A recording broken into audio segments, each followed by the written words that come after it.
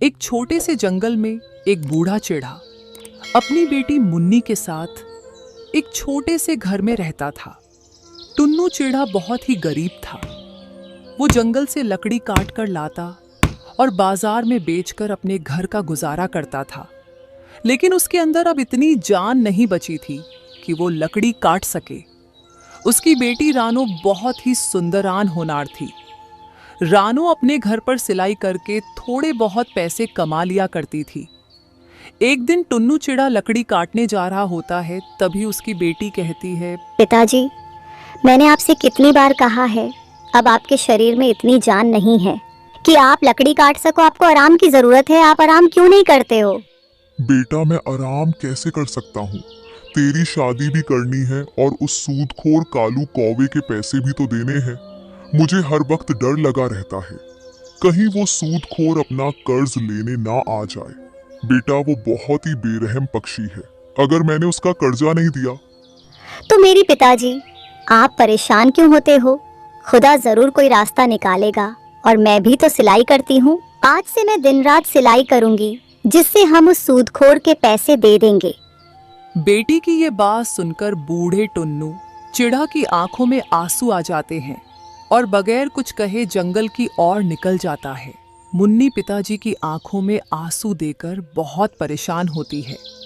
शाम को जब टुन्नू चिड़ा कटी हुई लकड़ी बाजार में बेचकर घर लौटता है तो उसकी बेटी उसे खाना देती है और उसके पास बैठकर बोलती है, पिताजी, तुम किसी से थोड़े बहुत दिन के लिए पैसे उधार लेकर उस सूदखोर का कर्ज क्यों नहीं देते?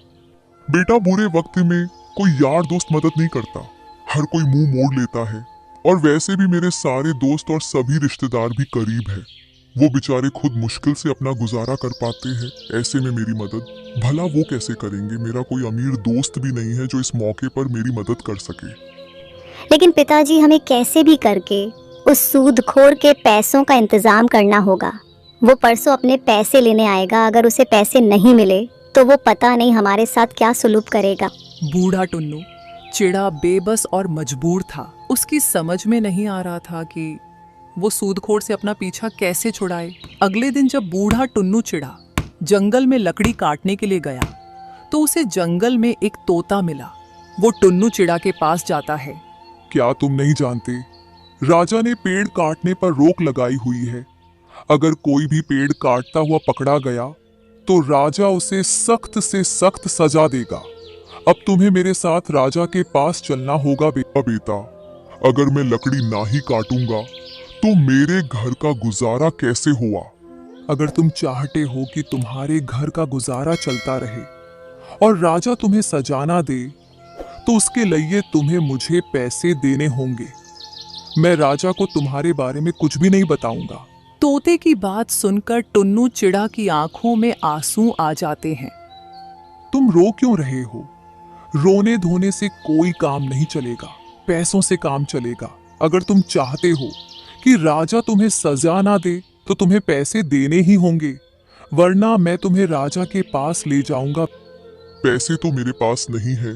तुम चाहो तो मुझे राजा के पास लेके जा सकते हो। तुम्हें राजा से डर नहीं लगता, जो चंद पैसों के लिए अपनी जान जोखिम में डाल रहे हो। बेटा, मेरी एक जवान बेटी है, मुझे उसकी शादी करनी है। उससे पहले मुझे सूदखोर के पैसे भी देने हैं, वरना वो मेरी जान ले लेगा। बूढ़ा टुन्नू चिड़ा अपनी सारी बात इस तोते को बताता है। टुन्नू चिड़ा की बात सुनकर वो कहता है, देखो, वैसे तो मैं किसी पर भी रहम नहीं करता हूँ, लेकिन तुम बूढ़े हो और तुम्हारी एक बेटी भी है जिसकी तुम्हें शादी करनी है। मैंने आज तक देखो कोई भी अच्छा काम नहीं किया है, लेकिन हाँ, आज जरूर करूंगा। क्या पता इस काम से रब मुझे से राजी हो जाए और मेरे पापों को क्षमा कर दे। तभी वो तोता सोने के सिक्कों से भरी एक थैली निकालकर टुन्नू चिड़ा को दे देता है। इस थैली में सोने के सिक्के हैं। इन सिक्कों से तुम सूदखोर का कर्ज दे देना और बचवे सिक्कों से अपनी बेटी की शादी कर देना। अब तुम यहाँ से जाओ। बूढ़ा टुन्नू चिड़ा उस तोते को दुआ देता है और खुशी खुशी अपने घर की ओर निकल जाता है। रास्ते में उससे चक्कर आने लगते हैं। इसलिए वो एक पेड़ के नीचे आराम करने के लिए बैठ जाता है। कुछ ही देर में उससे नींद आ जाती है। तब एक चोर आता है और बूढ़े टुन्नू चिढ़ा की सोने के सिक्कों से भरी थैली चुरा कर ले जाता है। थोड़ी दूर जाने के बाद जब वो चोर थैली खोलकर देखता है तो वो खुशी से नाचने लगता है और कहता है, अरे वाह, इतने सारे सोने के सिक्के, आज तो मेरी तकदीर खुल गई। अब मेरी बीवी बच्चों को भूखा नहीं रहना पड़ेगा। इन सिक्कों से तो मेरा सालों का गुजारा हो जाएगा। इतना कहकर चोर अपने घर की ओर निकल जाता है। उधर जब बूढ़े टुन्नू चिढ़ा की आंख खुलती है तो वो एकदम अपनी थैली देखता है, लेकिन उससे सोने के सिक्कों के थैली नहीं मिलती। टुन्नू चिढ़ा बहुत घबरा जाता है। उसके रोंगटे खड़े हो जाते हैं। वो अपने आप को कोसने लगता है। बेचारा टुन्नू चिढ़ा गम में डूबा हुआ अपने घर की ओर निकल जाता है। उधर वो चोर अपनी बीवी से कहता है, तुम मुझे हर वक्त उल्टा सीधा कहा करती थी ना कि मैं कुछ करता धरता नहीं हूँ। ये देखो, सोने के सिक्कों से भरी हुई थैली, इन सिक्कों से हमारा कम से कम 2 साल का गुजारा हो जाएगा। अब मुझे कुछ भी करने की जरूरत नहीं है। तुम इतने सारे सोने के सिक्के कहाँ से लाए? तुम्हारी ये सवाल करने की आदत कब जाएगी? मैं ये सोने के सिक्के कहाँ से लाया हूँ, तुम्हें इस बात से क्या मतलब है? मतलब है, क्योंकि मैं जानना चाहती हूँ कहीं तुम ये सोने के सिक्के चुरा कर तो नहीं लाए? हाँ, मैं चुरा कर लाया हूँ। एक बूढ़ा चिढ़ा पेड़ के नीचे सो रहा था, उसी के पास से मैं ये सोने के सिक्कों की थैली निकाल कर लाया हूँ। अब तुम चोरी भी करने लगे। तुम्हें सोने के सिक्कों की थैली चुराते हुए डर नहीं लगा? क्या तुम दूसरों को दुखी करके खुश रहना चाहते हो? वो बेचारा बूढ़ा गरीब चिढ़ा किस हाल में होगा पता नहीं। उसने ये सिक्के किस काम के लिए रखे होंगे और तुम उन्हें चुरा कर ले आए। अरे वो गरीब नहीं है, वो एक मालदार पक्षी है। तुम्हें कैसे पता? वो मालदार आदमी है, तुम जानते हो उसे? मैं उसे जानता तो नहीं हूँ, लेकिन वो गरीब नहीं है, क्योंकि कोई भी गरीब आदमी कभी इतने सारे सोने के सिक्के लेकर यूं बेफिक्र नहीं सोता पेड़ के नीचे। हमें इस बात से कोई मतलब नहीं है कि वो मालदार है या गरीब। तुम्हें उसके ये सोने के सिक्के लौटाने होंगे। तुम ये कैसी बेवकूफों जैसी बात कर रही हो? मैं उस बूढ़े चिढ़ा को कहाँ जाके तलाश करूंगा? तुम्हें उसे तलाश करना ही होगा। मुझे भूखा मरना पसंद है, लेकिन मैं इन चोरी के सिक्कों से अपना घर का गुजारा नहीं कर सकती। तुम्हें मेहनत मजदूरी करके अपने बीवी बच्चों का पेट भरना चाहिए ना कि चोरी करके। ठीक है, मैं उस बूढ़े चिढ़ा के सिक्के वापस करके आऊंगा। चोर बूढ़े चिढ़ा के सोने के सिक्के वापस करने के लिए उसकी तलाश में निकल जाता है। उधर जब बूढ़ा टुन्नू चिढ़ा अपने घर पहुंचता है तो उसकी बेटी उससे कहती है, पिताजी, मैं कब से आपका इंतजार कर रही थी। आपको आज इतनी देर कैसे हो गई? आने में बूढ़ा चिढ़ा कुछ नहीं बोलता। पिताजी, तुम चुप क्यों हो? कुछ बोलते क्यों नहीं? बूढ़ा चिढ़ा सारी बात अपनी बेटी को बताता है। उतने में ही सूदखोर कालू कौवा अपने पैसे लेने आ जाता है। सूदखोर को देकर चिढ़ा घबरा जाता है। बूढ़े, तूने मेरे पैसे देने का वादा किया था ना, जल्दी से मेरे पैसे दे। मैंने आपके पैसों का इंतजाम कर लिया था, लेकिन किसी ने मेरे सोने के सिक्कों की थैली को चुरा लिया। तुम मुझे बेवकूफ समझता है क्या कि तू मुझे ये झूठी कहानी सुनाएगा और मैं तुझे पैसे नहीं मांगूंगा? अरे तेरे जैसे मुझे रोज 50 आदमी मिलते हैं। झूठ बोलने वाले, मेरा समय बर्बाद मत कर, जल्दी से पैसे दे। मैं झूठ नहीं बोल रहा हूँ, मेरी बात का यकीन करो। किसी ने मेरे सोने के सिक्कों की थैली चुरा ली। अच्छा, तो तेरे पास वो सोने के सिक्कों की थैली कहाँ से आई थी? जरा मुझे भी तो पता चले। आखिर तू बुढ़ापे में करता क्या है? चिढ़ा चुप रहता है। वो इस बात का कोई जवाब नहीं देता। अब चुप क्यों है? बताता क्यों नहीं कि तेरे पास उस सोने के सिक्के कहाँ से आए थे? तुझे बुढ़ापे में झूठ बोलते हुए शर्म नहीं आती? तू मेरे पैसे ऐसे नहीं देगा। मेरे साथ राजा के पास चल। सूदखोर चिढ़ा और उसकी बेटी को राजा के पास ले जाने लगता है। रास्ते में जब गांव वाले सूदखोर को देखते हैं तो वो कहते हैं, अरे देखो, ये सूदखोर बेचारे बूढ़े चिढ़ा और उसकी बेटी को राजा के पास ले जा रहा है। छत्ते नाशो इस मर्दूत का, बेचारे बूढ़े आदमी को राजा के पास ले जा रहा है। पता नहीं राजा बूढ़े को क्या सजा देगा। खुदा इसे गारत करे। मुझे भी 10 दिन बाद इसका कर्ज चुकाना है। दुनिया मर रही है, मगर ना जाने इसको मौत क्यों नहीं आती। कभी बीमार भी नहीं होता। गरीबों पे जुल्म कर कर के सांड हो रहा है। सूदखोर राजा के दरबार में पहुंच जाता है और राजा से कहता है, महाराज, 1 साल पहले चिढ़ा ने मुझसे कर्ज लिया था और आज इसने मेरा कर्ज देने का वादा किया था, लेकिन अभी तक इसने मुझे कुछ भी नहीं दिया और ये मुझे झूठ बोल रहा था कि इसने मेरे पैसों का इंतजाम कर लिया था, लेकिन कोई इसके सोने के सिक्कों की थैली चुरा कर ले गया है। तुम ऐसे आदमी को कर्ज देते ही क्यों हो जो उसे चुका ना सके? लेकिन महाराज, ये मेरे सामने आकर रो रहा था। मुझे इस पर तरस आ गया, इसलिए मैंने इसे कर्ज दे दिया, वरना मैं ऐसे लोगों को कभी भी कर्ज नहीं देता हूँ जो कर्ज लौटा ना सके।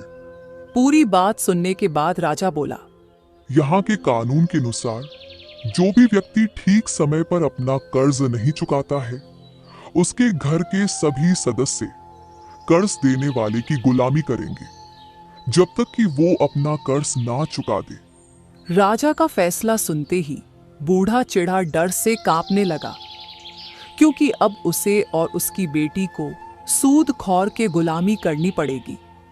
लेकिन मैं बूढ़े चिढ़ा की उम्र का लिहाज करते हुए मैं चिढ़ा को कर्ज चुकाने के लिए 1 दिन की मोहलत और देता हूँ।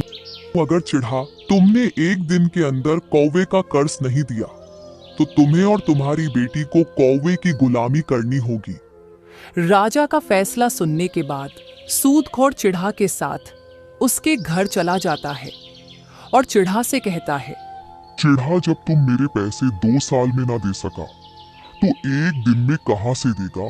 एक काम कर, अपनी इस खूबसूरत बेटी की शादी मेरे साथ कर दे। तेरी बेटी मेरे साथ राज करेगी और मैं तेरे साथ भी अच्छा बर्ताव करूंगा। मैं तेरे जैसे सूदखोर के साथ कभी शादी नहीं करूंगी। तू बेरहम है, लोगों पे जुल्म करता है। तो ठीक है, फिर अगर तेरे बाप ने मेरा 1 दिन के अंदर कर्ज नहीं दिया तो तुम दोनों मेरे गुलाम हो जाओगे और मैं तेरे इस बूढ़े बाप से इतना सख्त काम लूंगा, किसकी रूह कांप उठेगी। अब मैं जा रहा हूँ और 1 दिन बाद आऊंगा। ये कहकर सूदखोर चला जाता है। फिर मुन्नी चिढ़ा से कहती है, पिताजी, 1 दिन के बाद हम इस मनुष्य का कर्ज कहाँ से देंगे? अगर हमने इसका कर्ज नहीं दिया तो ये हमारे साथ बहुत जुल्म करेगा। पिताजी, मैं तुम्हारे ऊपर जुल्म होते हुए नहीं देख सकती। इस जालिम ने बहुत से लोगों को परेशान किया है। इसने किसी का घर छीन लिया तो किसी की जमीन छीन लिया है। पिताजी, अगर आपकी इजाजत हो तो मैं इस मनुष्य सूदखोर से शादी कर लेती हूँ, वरना ये तुम्हारे साथ बहुत बुरा सलूक करेगा। नहीं बेटा, तुम उस सूदखोर से शादी मत करना। अगर हमारे मुकद्दर में सूदखोर की गुलामी लिखी है तो हम इससे भाग नहीं सकते हैं। लेकिन पिताजी, वो सूदखोर बहुत बेरहम है, उसे किसी पे तरस नहीं आता। वो तुम्हारी उम्र का बिल्लेहस नहीं करेगा। बेटी, खुदा जरूर कोई रास्ता निकालेगा और जल्द ही ये मुश्किल वक्त गुजर जाएगा। इतना कहकर बूढ़ा चिढ़ा जंगल की ओर निकल जाता है और उसी पेड़ के नीचे जाकर बैठ जाता है जहां से उसके सोने की सिक्के की थैली चोरी हुई थी। वो देर तक टकटकी बांधे आसमान की तरफ देखता रहता है और ना जाने क्या क्या सोच रहा होता है। उसको कुछ समझ नहीं आ रहा कि वो आप करे तो क्या करे। उतने में ही वो चोर बूढ़ा चिढ़ा की तलाश करते हुए वहां आ जाता है। बूढ़ा चिढ़ा को पेड़ के नीचे देखकर बहुत खुश होता है। फिर वो चिढ़ा से कहता है, बजर गवार, तुम्हारी हालत देखकर मालूम होता है तुम किसी बड़ी मुसीबत में हो। तुम मुझे अपनी परेशानी बता सकते हो। मुझसे जो हो सकेगा मैं तुम्हारी मदद करूंगा। बूढ़ा चिढ़ा चोर की गंदे और परेशान देकर बोला, बेटा तुम्हारे, अगर मैंने कल तक उसका कर्ज नहीं दिया तो मुझे और मेरी बेटी को उसकी गुलामी करनी पड़े कि एक नेक दिल इंसान ने मुझे कुछ सोने के सिक्के दिए थे। मैंने सोचा कि इन सिक्कों से अपनी बेटी की शादी कर दूंगा और उस सूदखोर का कर्ज दे दूं, लेकिन किसी ने वो सोने के सिक्के चुरा लिए। ये चोर सोने के सिक्कों की थैली बूढ़े चिढ़ा के सामने रखकर कहता है, क्या ये तो नहीं तुम्हारे सोने के सिक्कों की थैली किसी ने काम नहीं दिया? आप मुझे इस पेड़ के नीचे सोते हुए दिखाई दिए। मैंने आपकी ये सोने के सिक्कों की थैली चुरा ली जिससे मेरे घर का गुजारा हो सके, मेरे बीवी बच्चों को भूखा ना रहना पड़े। लेकिन मेरी पत्नी ने मुझसे कहा कि मुझे भूखा मरना पसंद है, लेकिन चोरी के सिक्कों से अपने घर का गुजारा नहीं कर सकती, इसलिए मैं आपकी ये सिक्के वापस देने आया हूं। हो सके तो मुझे माफ कर देना, मेरी वजह से तुम्हें तनी तकलीफों का सामना करना पड़ा। कोई बात नहीं बेटा, तुम्हें मुझे सिक्के लौटा दिए, इसलिए मैंने तुम्हें माफ किया। अब मैं सिक्कों से उस सूदखोर का कर्ज दे दूंगा और बचवे सिक्कों से अपनी बेटी की शादी करूंगा। लेकिन पिताजी, तुम्हें ये थैली मिली कहाँ पे? बेटा जी चुरा कर ले गया था, वो ही वापस देकर गया है। उसकी पत्नी बहुत नेक औरत है। मैंने तुमसे कहा था ना, खुदा हमारी मदद जरूर करेगा। पिताजी, ये तो बहुत अच्छा हुआ, अब हमें उस जालिम से छुटकारा मिल जाएगा। इतने में ही कालू सूदखोर आ जाता है और बूढ़े चिढ़ा से कहता है, टुन्नू चीड़ा, एक दिन तो हो गया, अब तू और तेरी बेटी मेरी गुलामी करने के लिए तैयार हो जाओ। अब भी मौका है, अपनी बेटी की शादी मेरे साथ करते, तेरी बची कुची जिंदगी सुख के साथ कटेगी। तुम्हारा क्या ख्याल है मेरे ख्वाबों की मलिका? क्या तुम अपने बूढ़े बाप पर जुल्म होते हुए देखना चाहती हो? खुदा के होते हुए तुम हमारा कुछ नहीं बिगाड़ सकते। ये लो सोने के सिक्के, इन्हें बेचकर अपने पैसे ले लेना और अब यहाँ से दफा हो जाओ। अरे वाह, सोने के सिक्के चिढ़ा चिढ़ा कर तू 2 साल में नहीं दे पाया उसका, तूने एक दिन में इंतजाम कर दिया। कहाँ से आए तेरे पास ये सोने के सिक्के? जरा मुझे भी तो पता चले। तुम्हें इस बात से क्या मतलब? तुम्हें तुम्हारा कर्ज मिल गया, अब तुम यहाँ से जा सकते हो। चिढ़ा की बात सुनकर सूदखोर गुस्से में तमतमाता हुआ चला जाता है और फिर बचे हुए सोने के सिक्कों से चिढ़ा अपनी बेटी की शादी कर देता है। उसके बाद बूढ़ा चिढ़ा और उसकी बेटी खुशी खुशी अपना जीवन बिताते करता है। प्यारे दोस्तों, हमें कभी हिम्मत नहीं हारनी चाहिए और हमेशा अपने रब पर भरोसा रखना चाहिए। प्यारे दोस्तों, इस कहानी को लाइक, कमेंट और चैनल को सब्सक्राइब करना बिल्कुल न भूलें।